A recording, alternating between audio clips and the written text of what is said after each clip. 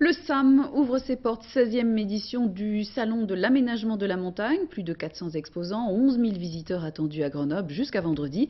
Bien sûr, c'est un rendez-vous professionnel, mais nous sommes tous concernés par l'économie de ces montagnes qui nous entourent. Avant d'entamer la discussion avec notre invité Jean-Charles Simian, je vous propose de faire un tour au salon grâce à Christian Deville et Jean-Pierre Rivet. Il y a 17 ans, j'étais à l'époque dans une entreprise de construction métallique et j'ai découvert des produits dans une station de sport d'hiver et j'ai eu l'idée de commercialiser et de vendre et de fabriquer ces produits. Bernard Gromier et son entreprise Secomat forment l'un des symboles du dynamisme alpin en matière d'aménagement de la montagne. Parti seul avec son épouse, cet autodidacte emploie aujourd'hui 10 salariés et exporte près de 10% de ses produits de sécurité et de signalisation jusqu'au Liban et au Chili, à Ushuaia. Au SAM, ces petites unités côtoient sans complexe les mastodontes de l'exportation. Elles ont pour particularité les liens familiaux qui unissent leurs dirigeants et un savoir-faire reconnu dans des secteurs bien particuliers. Ainsi, 3 frères sont à la tête de MIA, entreprise paysagère créée par leur grand-père, qui vient de réaliser l'engazonnement de l'hippodrome d'Athènes. Encore plus fort, encore plus haut avec Prisme, auteur de plus de 60 via ferrata et parcours acrobatiques en France, Italie, Suisse et Hong Kong. À Hong Kong,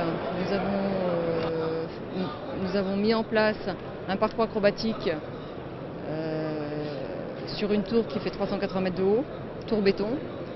Et au sommet de cette tour, nous avons installé un rail où les utilisateurs se promènent tout autour de la tour avec le vide 380 mètres au-dessus.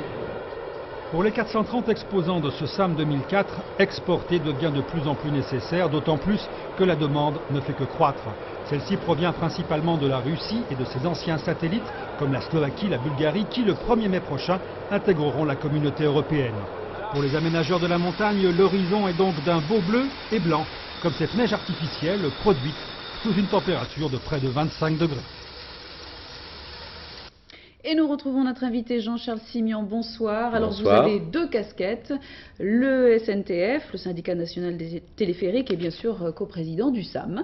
Et vous avez le sourire en ce moment. Mais oui, d'abord pour le SAM. Je viens de quitter l'inauguration du SAM, un SAM en progression de 10%, un SAM qui est maintenant le leader mondial dans la spécialité. Il n'y a d'ailleurs plus que 2 grands salons mondiaux, celui d'Innsbruck et celui de Grenoble, qui sont maintenant en alternance une année sur l'autre, alors qu'avant ils étaient la même année. Alors, beaucoup de visiteurs étrangers aussi déjà croisés au SAM aujourd'hui.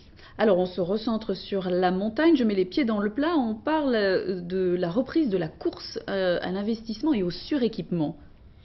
Alors, je ne suis pas d'accord avec cela. D'abord, il faut dire que néanmoins, au niveau européen et un peu au niveau français, contrairement à tous les pronostics d'il y a 10 ans, les sports d'hiver vont bien, c'est-à-dire que le nombre de journées ski, le nombre de gens qui viennent en montagne progresse légèrement. Pas en marché national français, mais grâce en particulier à tous les pays que vous avez évoqués de l'Europe centrale. Donc, un milieu européen en progression. Dans ce milieu européen, une concurrence. Et la France était en retard. Aujourd'hui, la France investit normalement.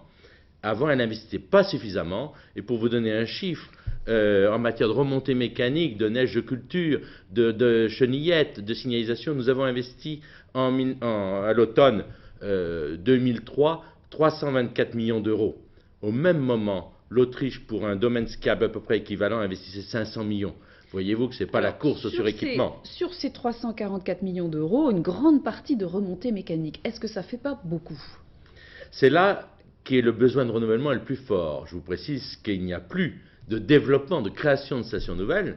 Par contre, il y a un besoin considérable de rajeunissement du parc. Le parc moyen est âgé. Et vous savez que vous êtes vous-même un usagère, vous demandez de plus en plus de débit et de confort. Ah, vous êtes en train de me dire qu'on modernise. Mais on crée quand même de nouvelles liaisons. Le Paradis Ski à La Plagne, Samoins, ce sont de nouvelles liaisons. Le Paradis Ski, c'est la jonction à travers une vallée de 2 domaines skiables importants.